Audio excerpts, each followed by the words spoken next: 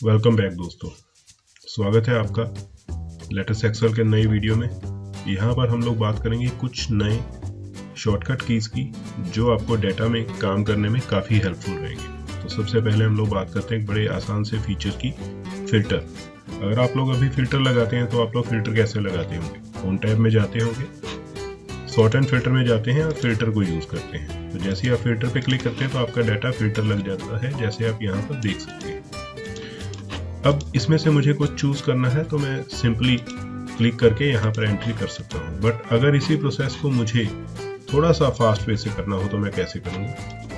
अगर मैं करना चाहूँ तो मैं टेबल के अंदर अपना कर्सर रखूँगा, कंट्रोल शिफ्ट और एल दबाऊँगा, फिल्टर अप्लाई हो गया। हटाने के लिए दोबारा से कंट्रोल शिफ्ट और एल दबाया, फिल्टर हट गया। धन्यवाद। दूसरा टिप, अगर मुझे इस टेबल को सिलेक्ट करना है तो मैं कैसे करूँ? अभी हम लोग क्या कर रहे हैं, नेम पे क्लिक करेंगे, इसको पूरे को सिलेक्ट करके करने की कोशिश करेंगे। पर अगर ये टेबल बहुत लंबा है तो हमें देखना पड़ेगा कि नीचे कहाँ तक जा रहा है। मैं शॉर्टकट की से इसको कैसे सिलेक्ट करूँगा? कंट्रोल और स्टार। देख लीजिए पूरा सिलेक्ट हो चुका है। धन्यवाद। दोस्तों, कई बार हमारा डाटा ऐसा होता है कि हमें जो डाटा की स्ट्रक्चर है वो सही से दिखाई नहीं देती। लाइक आप इस डाटा में देखेंगे तो ब्रांच नेम का कॉलम आपका ऑटो फिट एडजस्टेड नहीं है। हम लोग नहीं पढ़ पा रहे कि ये आगे क्या लिखा हुआ है। जैसे आप इसमें देखना चाहेंगे तो फुलरटन में पूरा दिखाई दे रहा है, बट अगर आप नीचे में जाएंगे तो मिनी पॉलिश में आपको पूरा नहीं दिखाई दे रहा, पी के बाद आपको कुछ नहीं दिखाई दे रहा। वैसे ही आप चेक करेंगे तो यहाँ पर रो की जो हाइट है वो भी बराबर नहीं है। जैसे 2 में देखेंगे, रो नंबर 2 में देखेंगे तो रो की ऊंचाई ज़्यादा है, 3 ओके है, 4 ओके है, 5 6 ओके है, 7 में फिर से ज़्यादा है। तो ऐसा टेबल अगर डाटा के साथ हो तो उसे सेट करना इजी टास्क नहीं रहता। एक तरीका है कि हम लोग पहले उसको इस तरीके से ड्रैग करेंगे, जहाँ तक जाएगा हम लोग देखें और एक एक कॉलम के साथ ये चीज़ करेंगे। बट अगर मुझे वन शॉट में, सिंगल शॉट में ये एडजस्ट करना हो तो मैं कैसे करूँगा?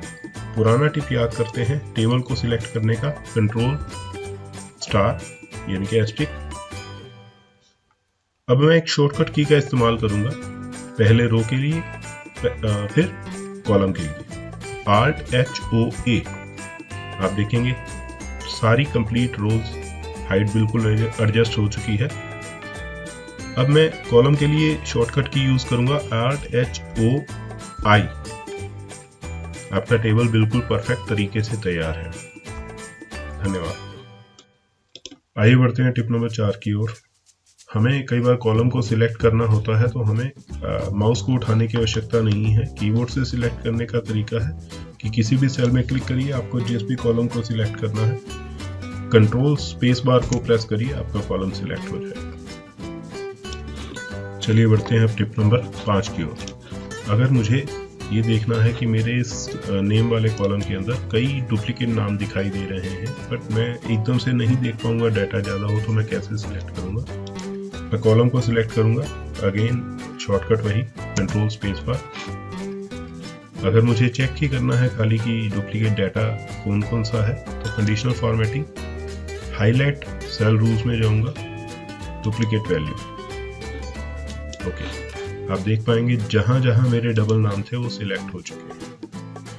अब अगर मुझे इस डाटा को डिलीट करना है तो मैं कैसे करूंगा? वापस इसी कॉलम के अंदर में रहूंगा, कंट्रोल स्पेस बार प्रेस करूंगा, डाटा टैब में जाऊंगा, remove duplicates, expand the selection. ये आपको 2 ऑप्शन दे रहा है। अगर आपको सिलेक्शन अलग करनी है, इसी सिलेक्शन पे कंटिन्यू करना है। मैंने कॉलम का सिलेक्शन इसी पर्पज से किया है, तो मैं कंटिन्यू विद करंट सिलेक्शन पे जाकर रिमूव डुप्लीकेट पे क्लिक करूंगा।